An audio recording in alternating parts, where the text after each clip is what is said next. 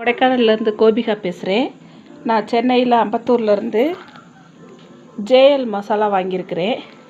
அது எப்படி இருக்குன்றதை உங்களுக்கு நான் இப்போ காட்டுறேன்.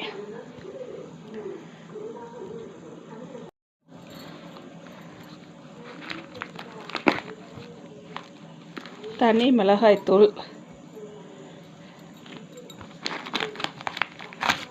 கறி மசாலா பவுடர், மீன் குழம்பு மசாலா,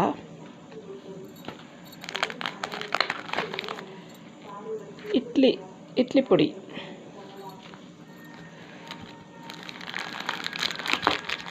அப்புறம் பூண்டு ஊறுகாய் எல்லாமே நல்லா பேக் பண்ணி அனுப்பியிருக்கிறாங்க.